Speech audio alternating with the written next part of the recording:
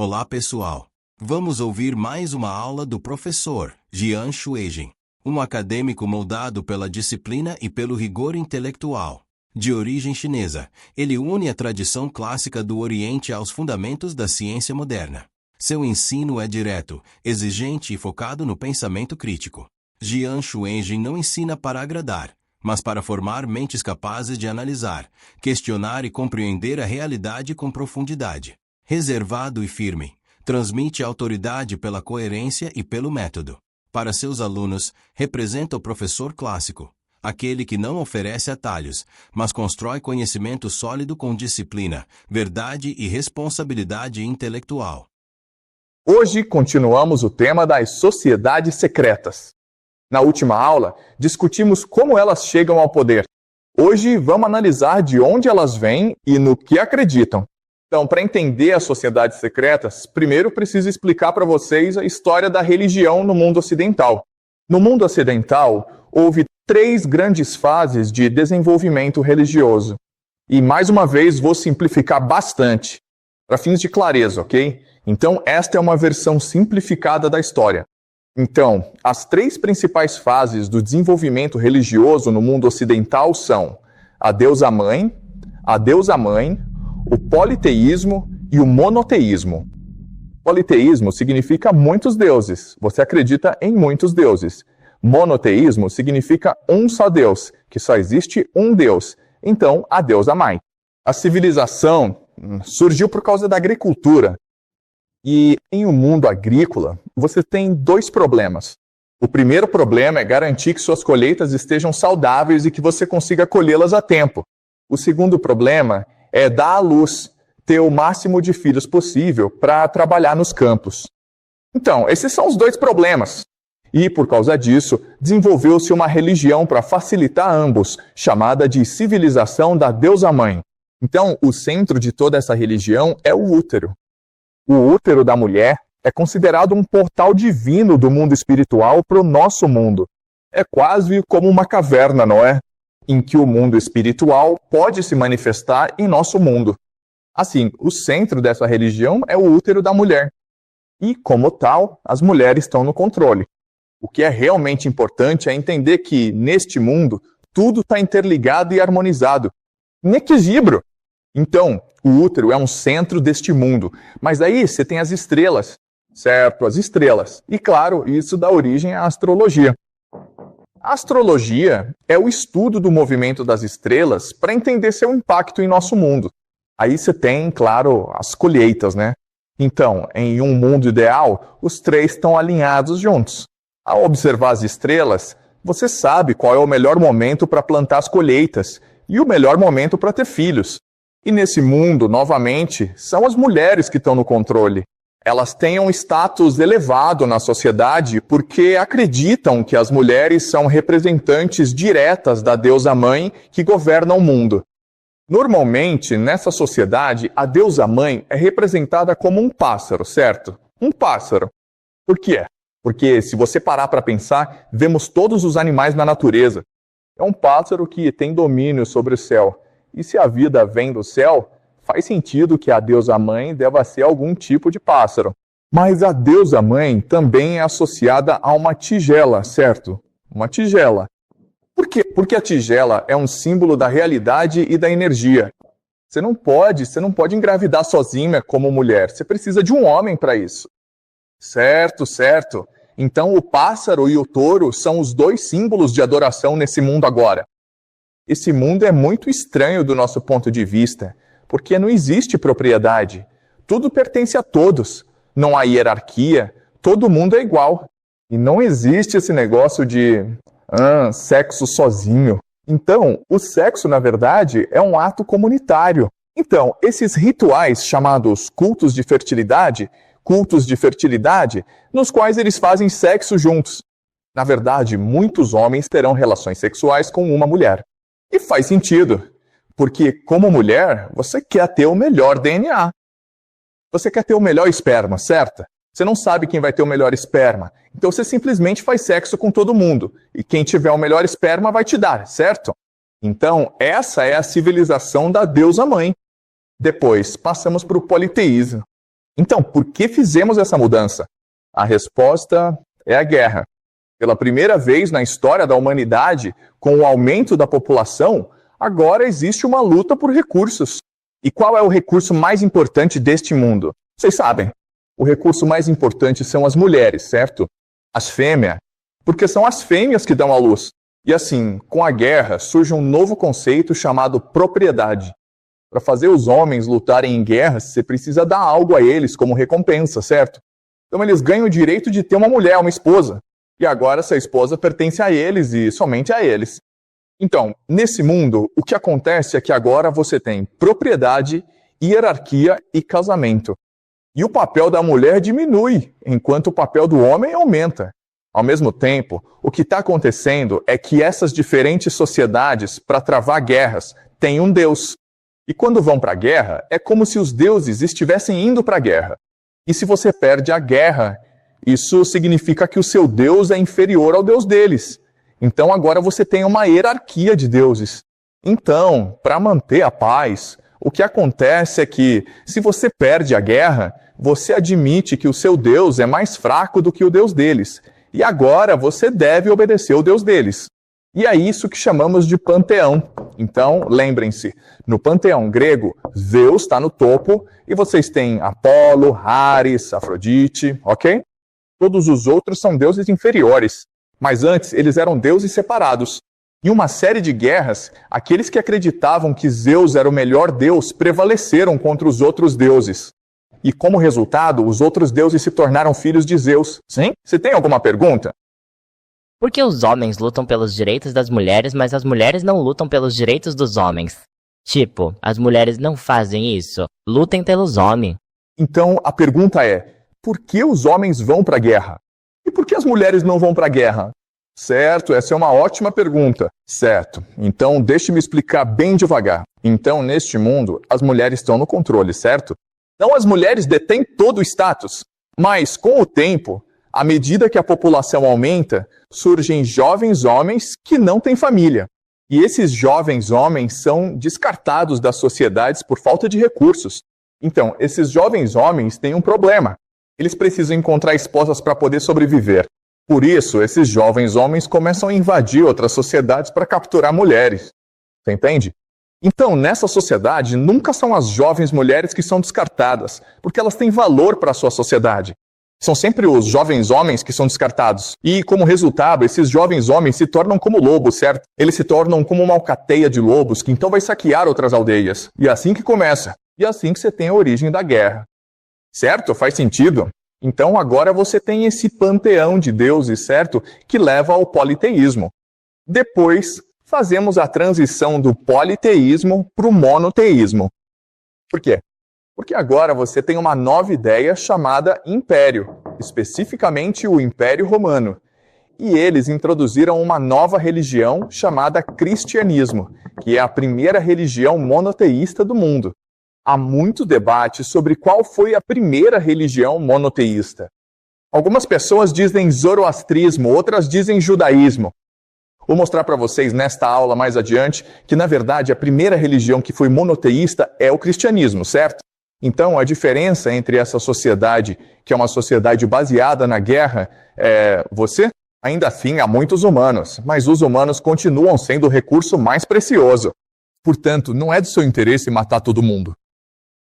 Quando você tem um império, como o Império Romano, você não precisa se preocupar em matar outras pessoas. Na verdade, você pode ir destruir sociedades inteiras, que foi o que os romanos fizeram. E agora vocês podem, como um império, impor a sua realidade, o seu Deus, a todos os outros. É assim que se chega ao monoteísmo.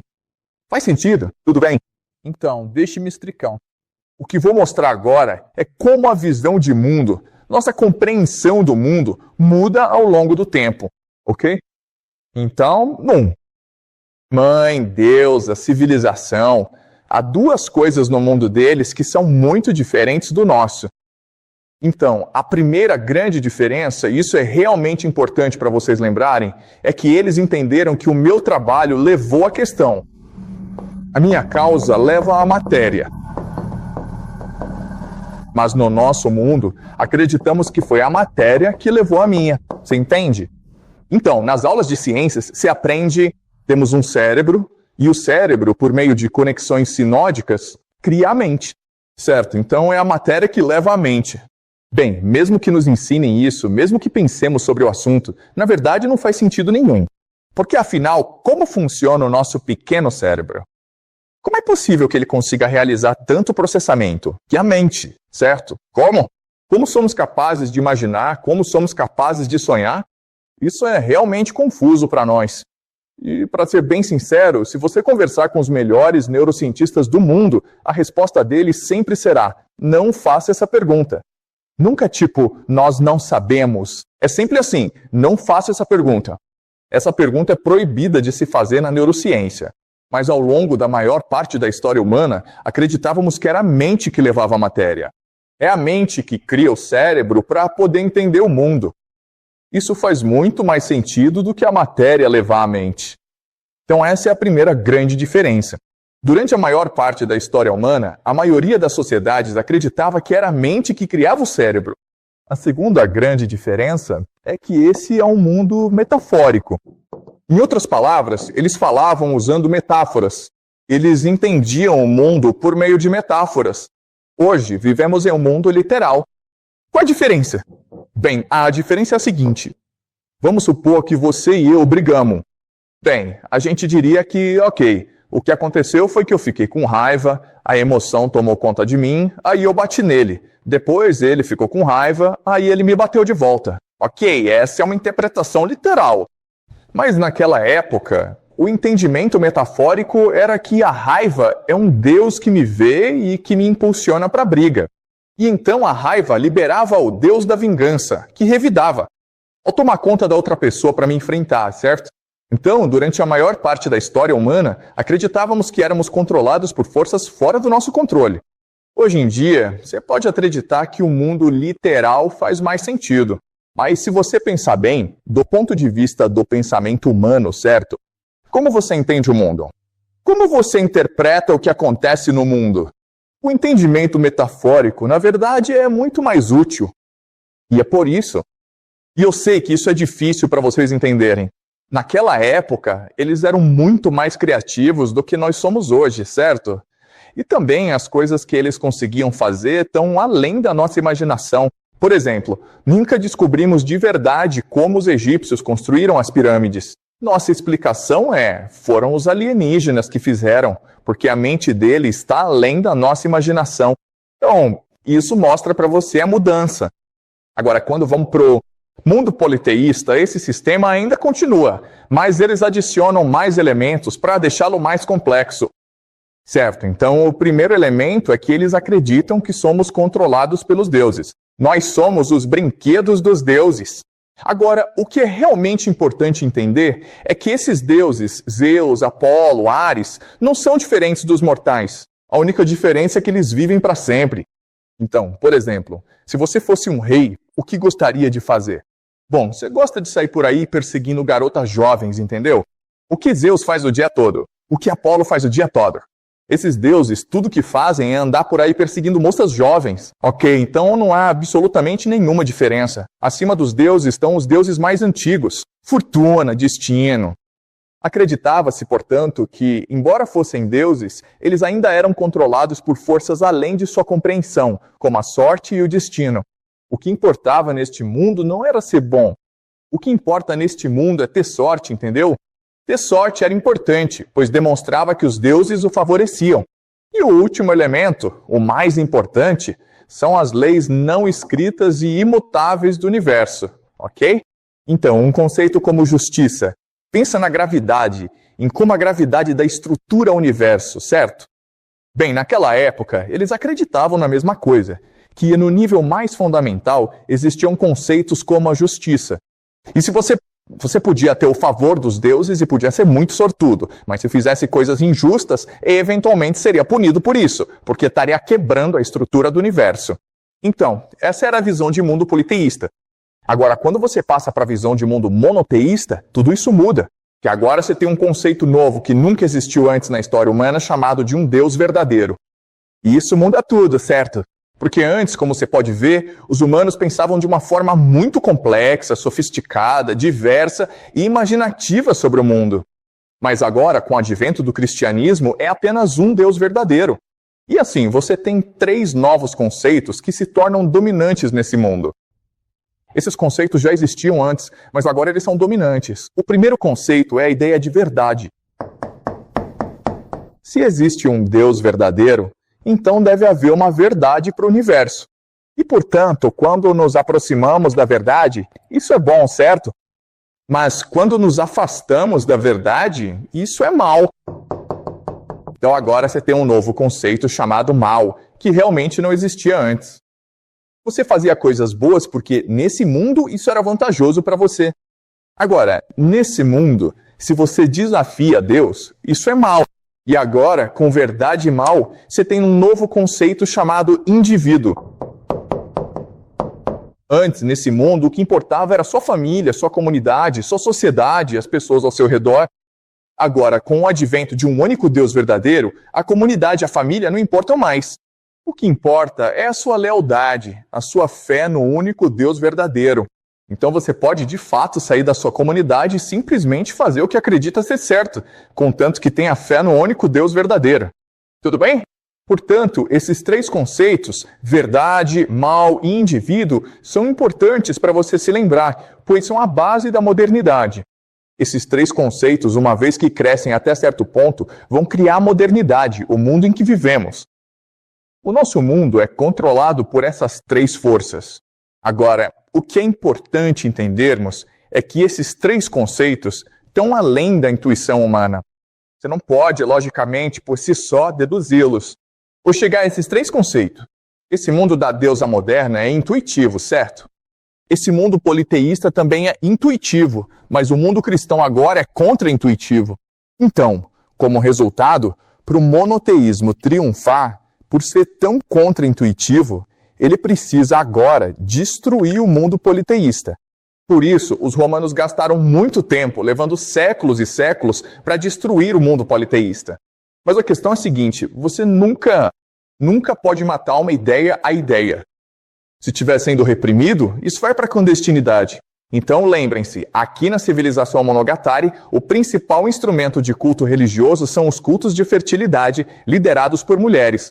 Bem, agora que a guerra chegou, os homens tomaram o lugar das mulheres.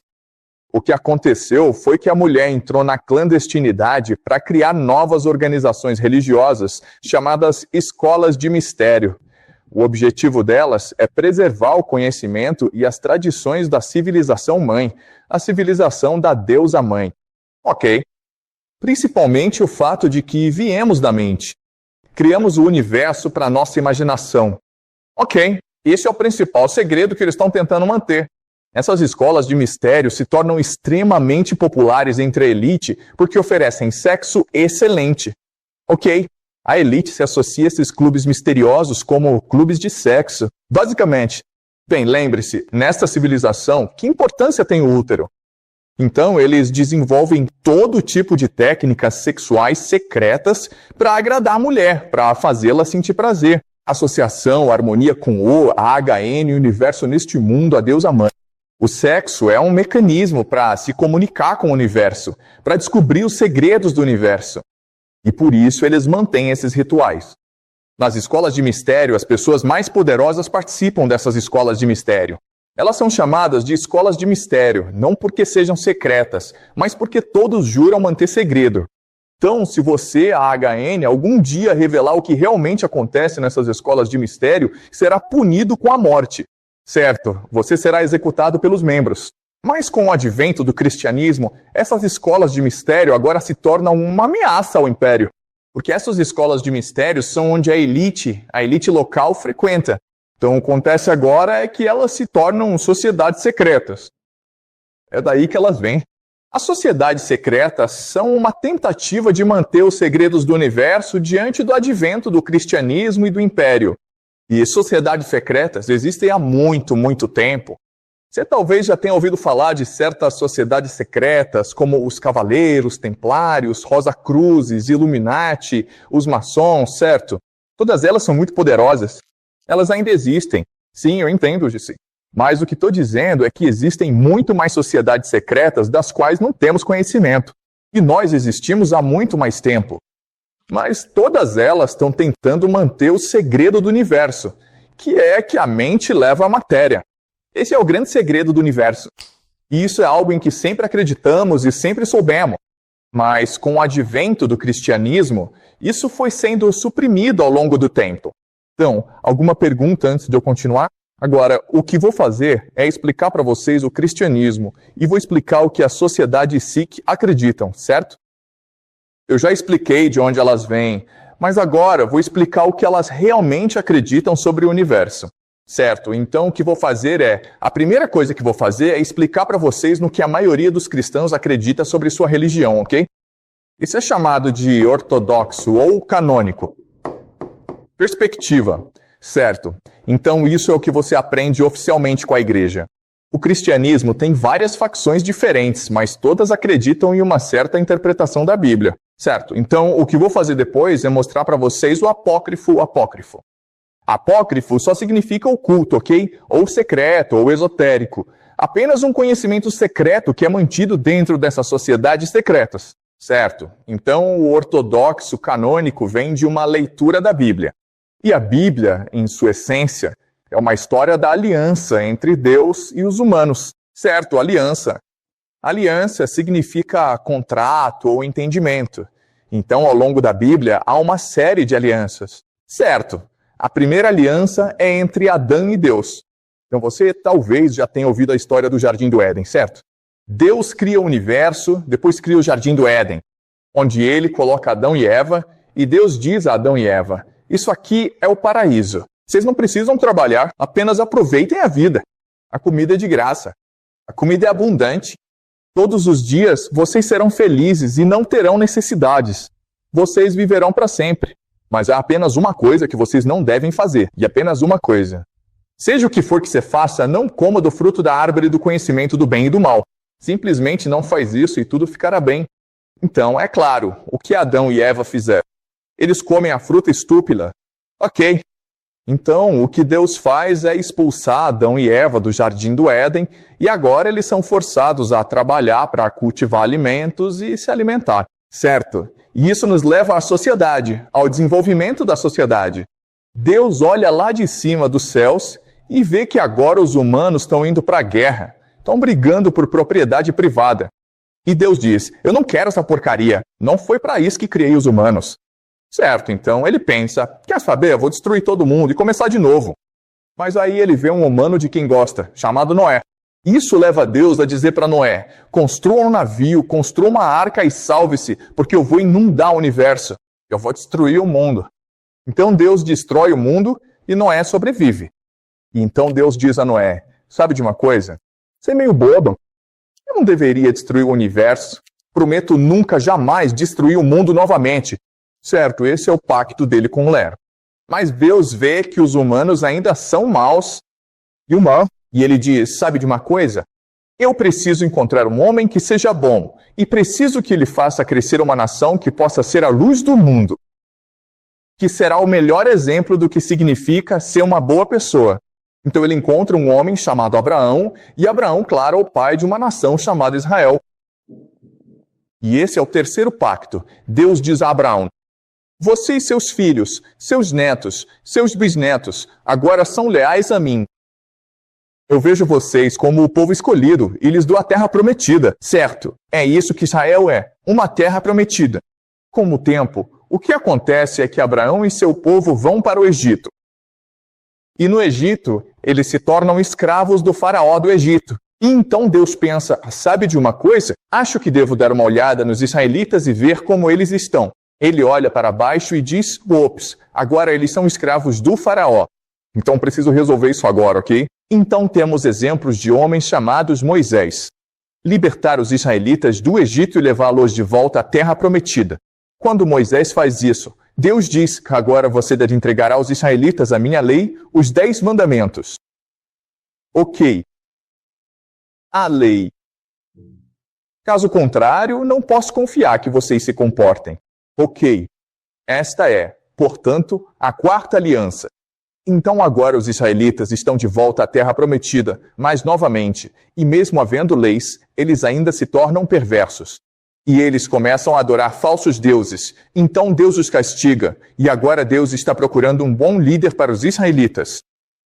E então, finalmente, ele encontra uma pessoa chamada Davi, que se torna o rei dos israelitas. E Deus diz a Davi: você é a pessoa que eu tenho procurado por toda a eternidade.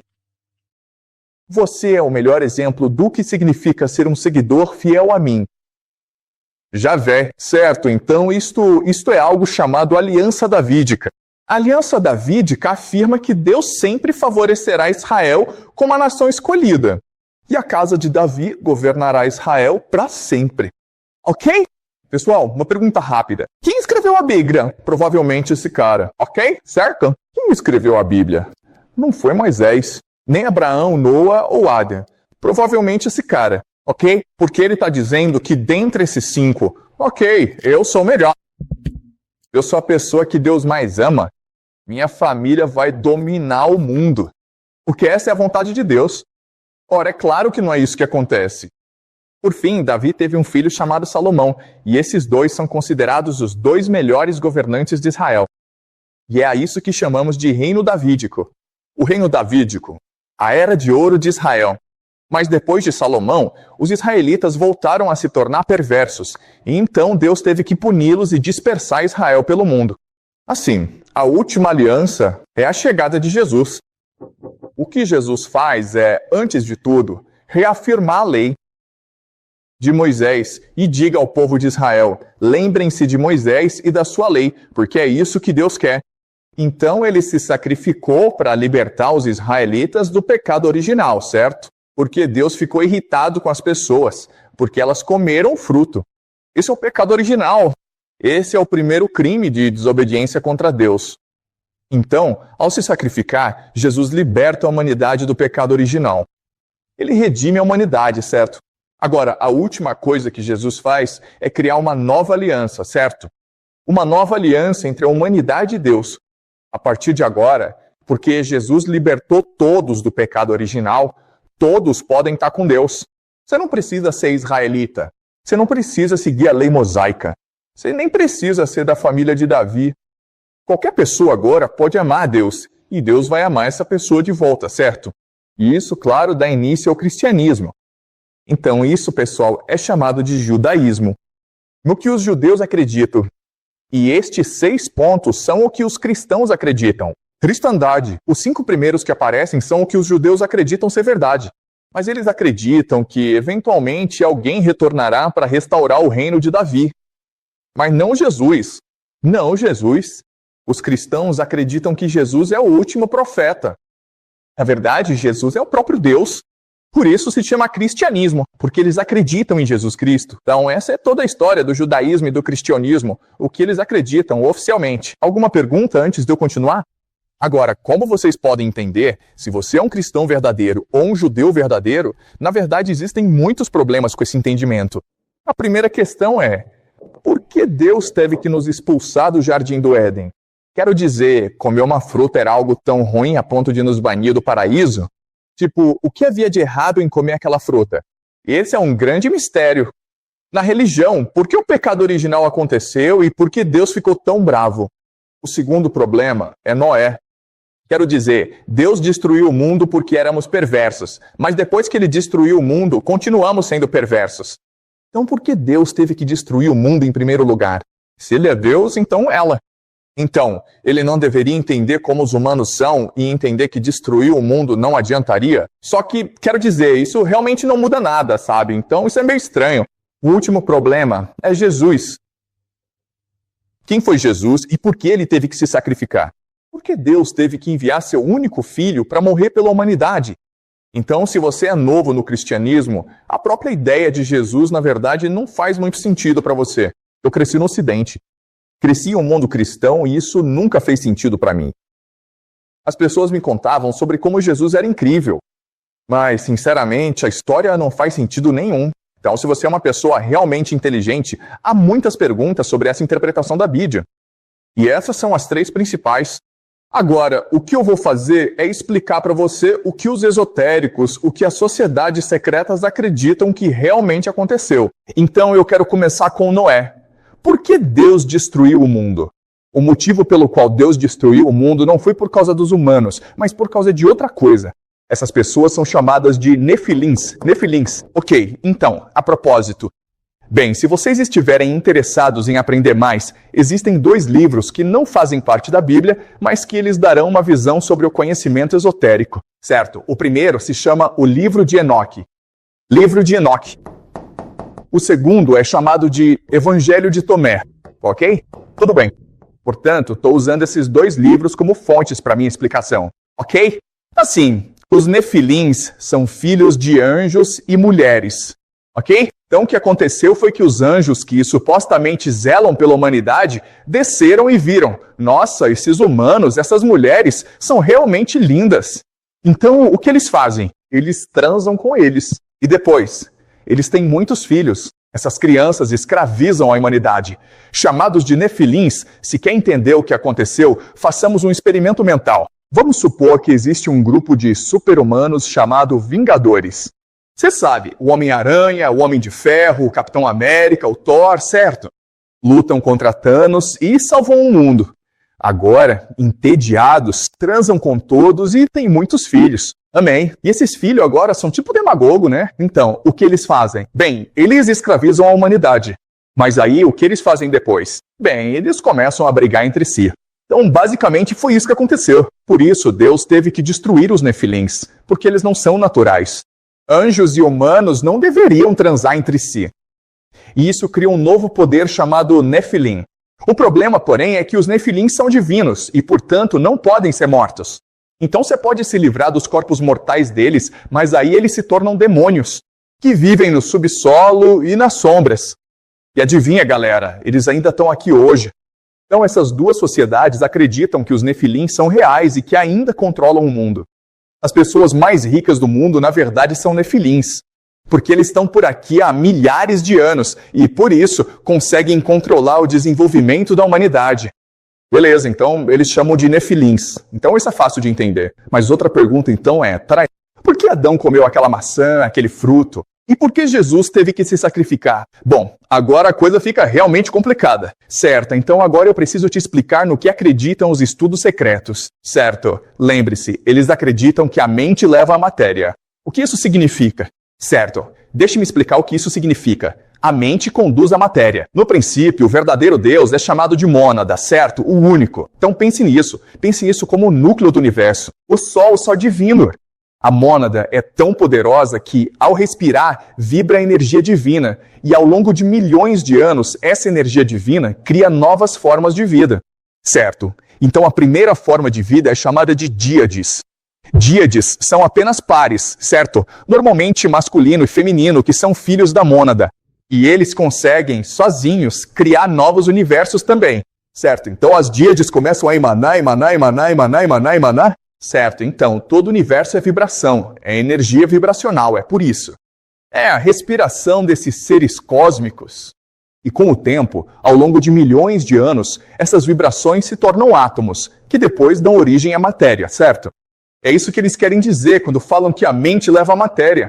Agora, uma dessas díades, chamada Sofia, decide: sabe de uma coisa? Eu posso ser tão boa quanto a mônada. O que a mônada faz? A mônada é capaz de se propagar sozinha, por si mesma. Ele não precisa acasalar. Então Sofia disse: sabe de uma coisa? Vou produzir algo sozinha. Vou ter um filho sozinha para provar que sou a mônada, ok? Então ela faz isso e cria um novo ser, ok, um novo ser. Isso é chamado de demiurgo. Existem nomes diferentes. Virá o demiurgo da Sugier. O demiurgo é um monstro, uma monstruosidade, porque vai contra a ordem natural. Então Sofia fica tipo: ops, não deveria ter feito isso. Então, o que ela faz? Ela abandona a monstruosidade, o joga fora e o esconde em um mar de nuvens. Assim, ninguém sabe que ele realmente existe. Ok, nem mesmo o demiurgo sabe que existe. O demiurgo não sabe sobre este mundo, certo? Portanto, ele acredita que deve ser o único Deus verdadeiro, capaz de criar nova vida. Então, o que ele cria? Nós. Ele cria o planeta Terra e depois cria Adão e Eva. É isso que um monstro faria. Olha essa história. Que tipo de Deus expulsaria alguém do paraíso por comer uma fruta? Um monstro faria isso. Que tipo de Deus mataria um povo sem motivo algum? Um monstro faria isso. Que tipo de Deus exigiria que um povo fosse leal a ele? Um monstro. Que tipo de Deus imporia sua vontade a um povo? Um monstro. Que tipo de Deus diria para alguém, você é a única pessoa de quem eu gosto, todos os outros eu odeio? Um monstro faria isso. Então, em outras palavras, o verdadeiro segredo que essas sociedades secretas tentam guardar é que o Deus que adoramos hoje é o Deus falso. É ele, e na verdade estão em uma prisão criada por esse Deus falso. E foi isso que Jesus foi. Jesus era um ser cósmico enviado pelo Mônada para nos contar a verdade sobre o mundo. E foi por isso que ele morreu. Porque o Império Romano não podia permitir que as pessoas vissem a verdade. Se eu te dissesse a verdade, você saberia na hora, se despertaria. Portanto, os que falam a verdade precisam ser mortos. Então é nisso que essas sociedades secretas acreditam. Eles acreditam que o Mônada existe e que a mente do Mônada é o que cria o universo. E Jesus foi enviado para nos lembrar que, mesmo estando em uma prisão, ainda existe o Mônada. Em você há uma centelha, uma luz divina em você que pode ser ativada. E se você ativá-la, então você retornará ao Mônada. Você verá a verdade por si mesmo. E quando você morre, sua alma, que faz parte do Mônada, vai querer retornar ao Mônada e pode escapar deste mundo. Mas para ativar essa luz, você precisa ser uma boa pessoa, você precisa amar o próximo. Você deve rejeitar o dinheiro e o materialismo. E as notas? Ok, as notas na escola. Você deve rejeitar a competição. Você deve rejeitar a riqueza material para buscar a felicidade espiritual. Essa era a mensagem de Jesus. Agora, você pode imaginar que as forças dominantes, os nefilins, não gostariam disso. É uma ameaça direta aos nefilins, que agora controlam a prisão criada pelo demiurgo. Também é uma ameaça direta ao demiurgo. E é por isso que essas sociedades secretas, ao longo dos séculos, foram reprimidas, executadas, massacradas.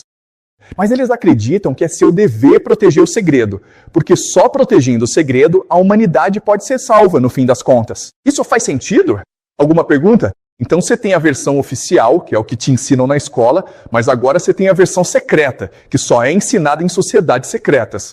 Outra coisa sobre as sociedades secretas que é muito importante é que eles acreditam que a maioria de nós não consegue aceitar a verdade. Se eu te contasse isso, você ia achar que eu sou louco e me denunciaria para a polícia. Por isso, eles só podem esperar que as pessoas despertem por conta própria e se aproximem deles. E se você se aproximar deles, então eles vão te testar e aí vão revelar o segredo do universo para você. Beleza? E é por isso que essas sociedades secretas foram fundadas. E é por isso que elas têm sido tão persistentes e tão bem-sucedidas ao longo dos séculos. Então agora a questão é, beleza, essa é uma ótima teoria, mas como a gente sabe se é verdade ou não? Como a gente sabe que isso é realmente o que eles de fato, o que a gente sabe? Porque na poesia, na literatura, os membros das sociedades secretas esconderam o segredo dentro da poesia. Então, se você conseguir analisar a poesia direito, vai perceber por si mesmo que isso é verdade. Então, o que vamos fazer é estudar isso hoje. O maior poema da língua inglesa, chamado Paraíso Perdido, de John Milton, que na verdade era membro das sociedades secretas. Alguma pergunta antes de eu continuar? Sim, tem uma pergunta aqui. Se tudo isso vem do falso Deus, a gente tem um Deus verdadeiro? Tipo, a gente tem? Ou tipo, é só... Então, nesse sistema, a mônada é o Deus verdadeiro. Ok, e a pergunta então é, por que a mônada não interfere? Por que a mônada não impede o demiurgo de nos aprisionar e tornar nossas vidas um inferno? E existem duas explicações para o porquê disso acontecer. Certo, a primeira explicação é que a mônada não interfere em assuntos materiais. Certo, porque a mônada é toda mente. E também nós temos a capacidade de rejeitar este mundo e retornar à mônada, certo? Então, por que ele nos forçaria a fazer o que não queremos? Certo, se você quiser voltar para ele, então você tem a escolha de se dedicar à espiritualidade, à bondade, ao conhecimento, e assim você poderá retornar a ele. Ok, essa é a primeira explicação. A segunda explicação é que, e isso vem de Dante, A mônada é uma força que é eterna, perfeita e imutável. E, portanto, a mônada não tem imaginação. Mas como você cresce como ser? Você cresce através da imaginação. Então, para que a mônada pudesse continuar a crescer, ela permitiu que o demiurgo criasse os seres humanos. Porque, como seres humanos, somos falhos, cometemos erros, praticamos o mal.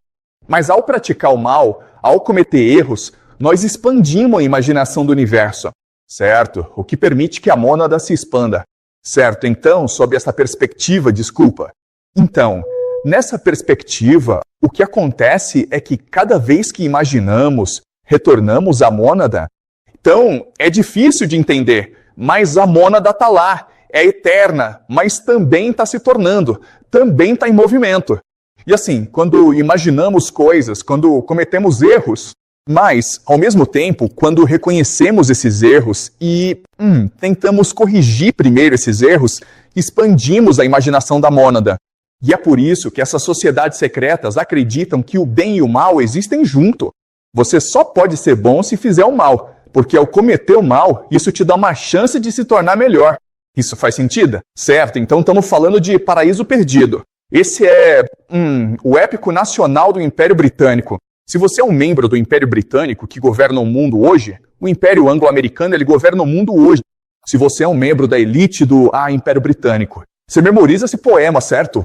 E isso se torna parte da sua alma. Basicamente, é lindo, certo? Então, isso foi escrito por um homem chamado John Milton e John Milton. Ele era um rebelde, um pensador livre, ele questionava o mundo, lutava por si mesmo e era um defensor apaixonado da liberdade de expressão. Ele foi o homem que escreveu O Paraíso Perdido. Escreveu quando já estava cego, ele não podia enxergar. Por isso ele teve que ditar e seus secretários precisavam escrever para ele. Como você pode ver, bem, se um cego é capaz de recitar poesia, você deve pensar que ele é um profeta.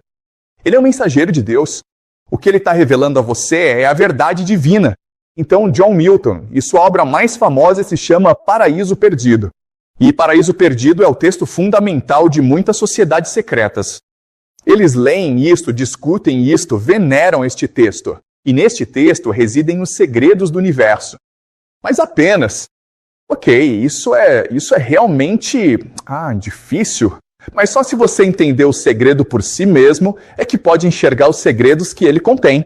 Paraíso Perdido, certo? Então o que vamos fazer é ler 2 discursos de Satanás. A trama de Paraíso Perdido é realmente simples. É uma tentativa de reimaginar a queda do homem. Lembra de Adão e Eva no Jardim do Éden?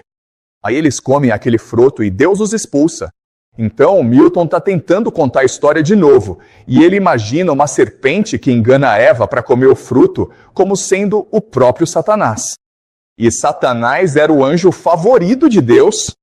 Eles tiveram uma desavença, Satanás se rebelou contra Deus, Deus venceu a guerra. E Satanás e os demônios agora estão banidos para o inferno.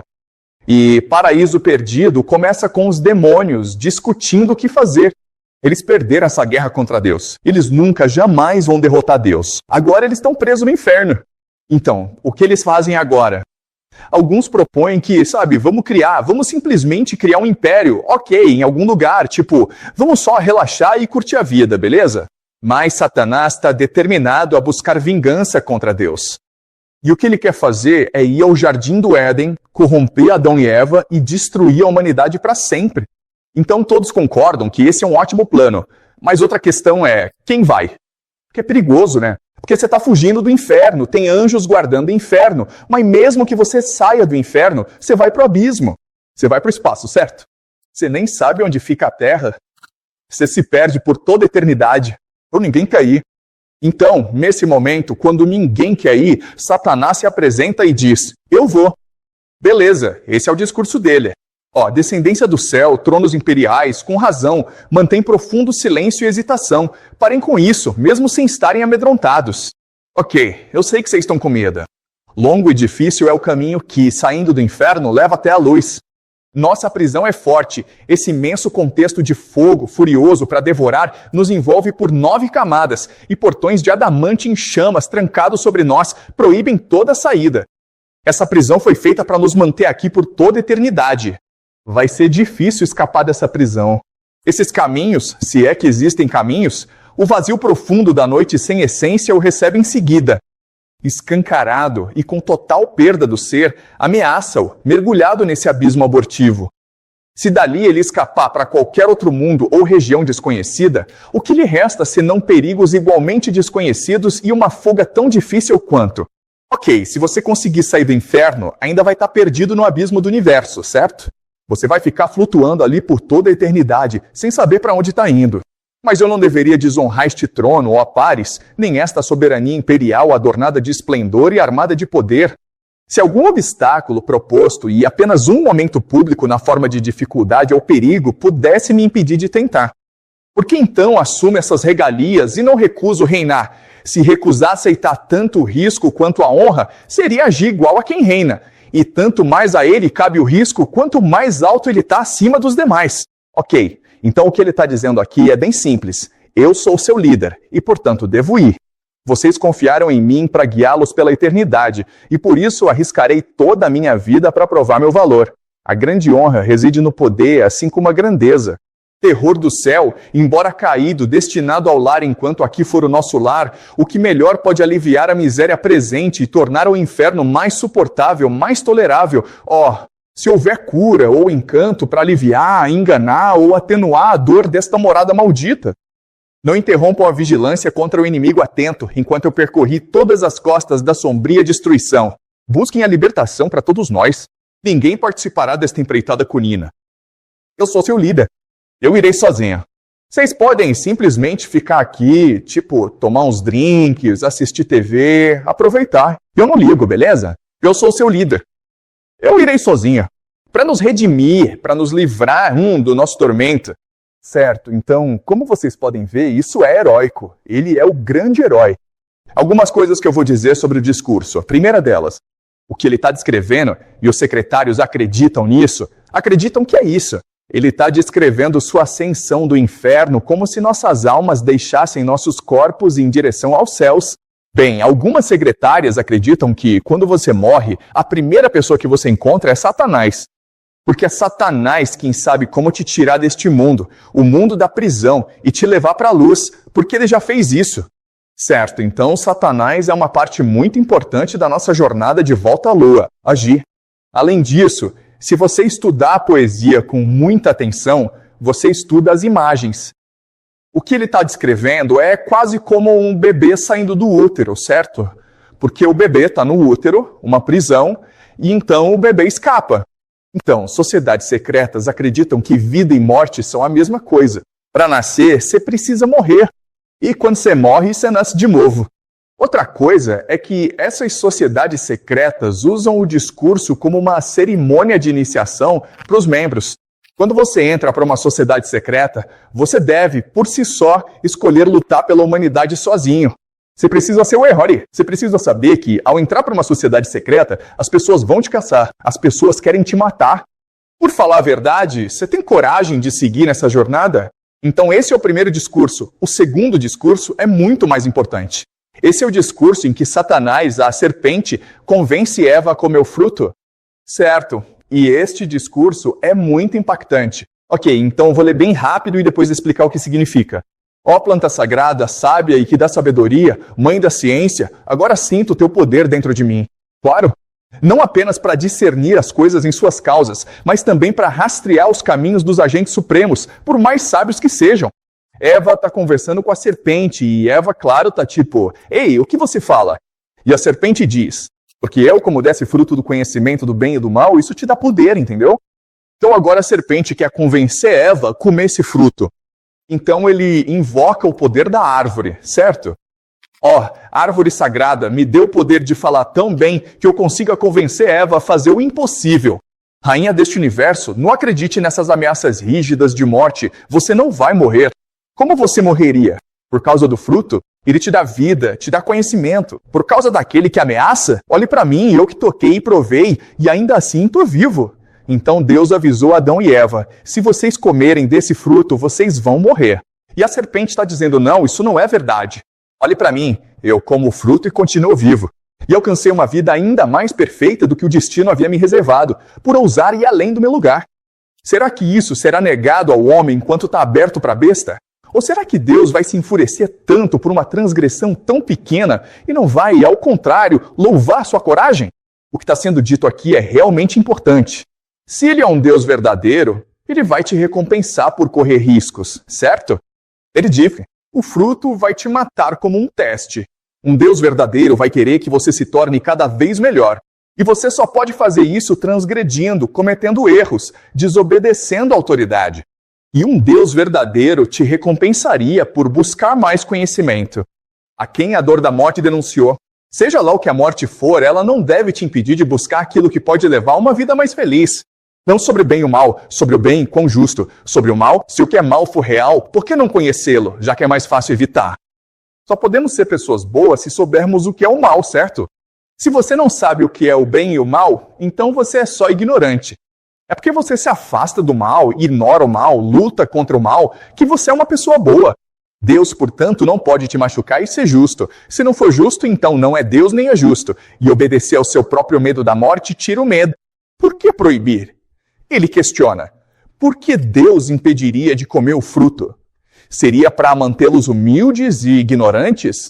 Ele sabe que, no dia em que comerem, seus olhos serão abertos e vocês serão como deuses. Em questão está o seguinte, há duas possibilidades. Deus está te testando. Deus, na verdade, quer que você o desobedeça, porque isso vai permitir que você alcance mais virtude e conhecimento. Ou Deus está te escravizando e te mantendo ignorante porque tem medo de que você possa se tornar o próprio Deus. Seu saber o prejudica? Ou a árvore lhe tira o que é seu? Ou seria inveja em seres celestiais? Se ele é Deus, ele tem controle de tudo. Ele sabe de tudo.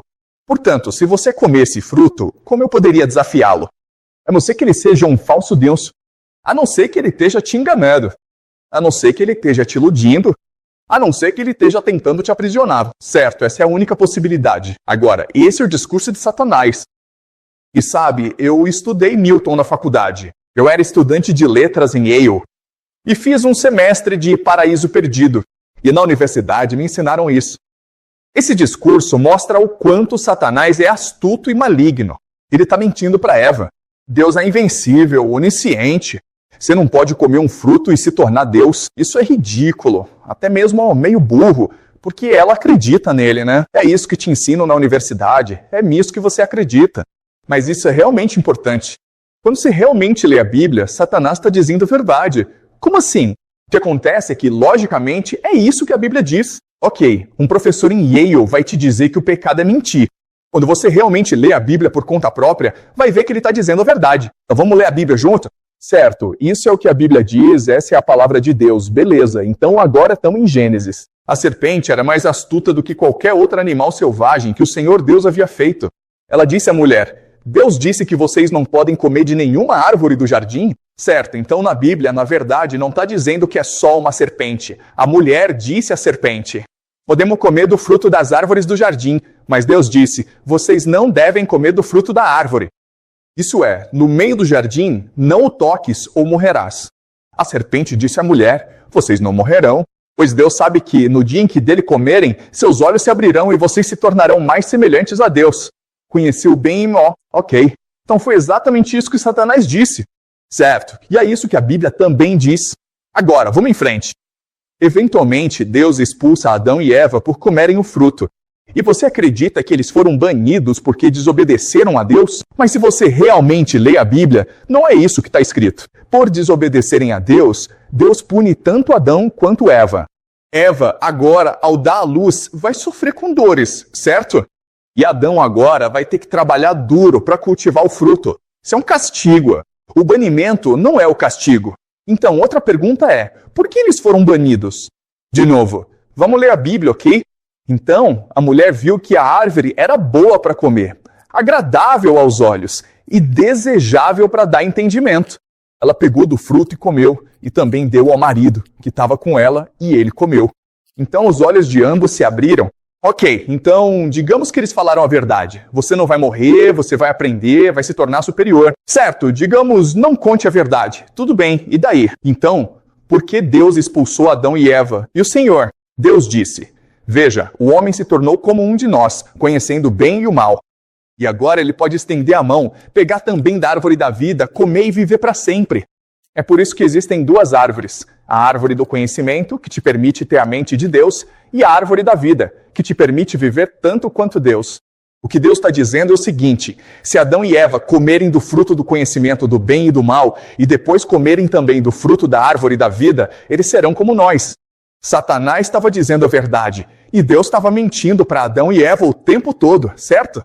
Então, outra pergunta é: como Eva sabia que Satanás estava dizendo a verdade? Como ela sabia? Bem, o problema é que se você tentar uma vez e tiver errado, você morre, certo? Então, como ela sabia? Ela tinha certeza de que Satanás estava dizendo a verdade. Ela tinha certeza, sim. Ele deve estar dizendo a verdade porque a luz está em nós, entende? O Deus verdadeiro ainda fala conosco hoje, certo? O Deus falso vai mentir para nós. Mas dentro de você, no seu coração, está a luz que te conecta de volta à mônada. E isso te diz o que é falso, o que é verdadeiro. Certo, é assim que ela sabia, tudo bem? Então veja, as leis do paraíso agora estão nos mostrando segredos perdidos do universo. Então, vou terminar falando sobre os nefilins na Bíblia. Diz que os nefilins são filhos daqueles, de anjos e mulheres. Certo? Então, quando as pessoas começaram a se multiplicar sobre a face da terra e nasceram filhas para elas, os filhos de Deus viram que elas eram bonitas e tomaram para si esposas de todas as que escolheram. E o Senhor disse: meu espírito não permanecerá para sempre no homem, pois eles são carne. Seus dias serão 120 anos. Certo? Então agora Deus também vê os nefilins como uma ameaça. Os nefilins estavam na terra naqueles dias. E também depois, quando os filhos de Deus se uniram às filhas dos homens, que lhes deram filhos. Esses eram os heróis da antiguidade, guerreiros de renome, certo?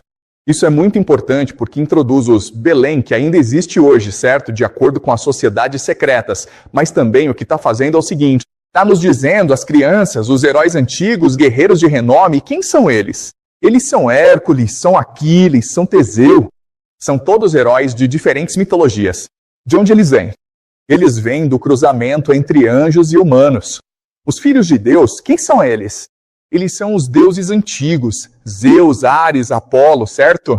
Então, isso é o começo do monoteísmo, onde a Bíblia tenta destruir as mitologias politeístas e criar um universo único onde Deus é supremo. E nesse universo, Zeus agora se torna um filho de Deus. E os filhos que Zeus tem com mulheres mortais agora são chamados de nefilins. Hércules é um nefilim. Portanto, abordaremos esse tema ao longo do semestre, onde a Bíblia é um tremendo ato de propaganda que tenta reinventar a realidade em torno de um único Deus verdadeiro. Mas, ao fazer isso, estamos negando a nossa intuição e negando a história da humanidade. Tudo bem, ok? Então, daremos continuidade a esse tema na próxima aula. Alguma pergunta antes de encerrarmos? Sim. Acho que hoje em dia, muito de nós reza para Deus, para conseguir algo que queremos. Como você disse, será que estamos rezando pro Deus verdadeiro ou pro Deus falso? A gente sabe ou, dá para saber, pelos nossos desejos? Essa é uma ótima pergunta. Então, de acordo com as sociedades secretas, a verdade é que quando você reza, está rezando para um Deus falso. Porque onde está o Deus verdadeiro? Ele está dentro de você. Então não reze para uma força externa. Olhe para dentro de si e pergunte a si mesmo: eu sei de fato o que é verdade? Se eu acreditar o suficiente em mim mesmo, então vou encontrar a verdade. E, na verdade, esse é um tema recorrente na poesia e literatura ocidentais. O tema é que estaremos sempre em conflito com isso, entre o diabo e Deus, entre o bem e o mal. E o que devemos fazer não é dizer, eu devo me render a Deus. O que devemos fazer é acreditar em nós mesmos. Cometer erro, mas saber que você eventualmente vai encontrar uma luz, porque a luz está em você, certo? Enquanto você ainda acreditar em si mesmo, todos esses erros que você cometer vão se tornar sua força, porque eles se tornam parte da sua sabedoria, certo? Essa é a verdade divina que essas sociedades secretas estão tentando promover. Não tem problema cometer erro. Não tem problema fazer o mal. Ouça a luz, e a luz vai te mostrar como se redimir. A possibilidade de redenção, de crescimento, de imaginação, está toda em nós por causa da nossa conexão com a mônada. A mônada te recompensa por acreditar em si mesmo, mas você precisa primeiro acreditar em si mesmo. Acreditar em si mesmo muitas vezes significa desafiar a autoridade, cometer erros, transgredir as regras da sociedade. Este é o segredo que as sociedades secretas guardam. Mais alguma pergunta? Grata. Bem, as ligações geralmente são retratadas como as mais belas. Por quê?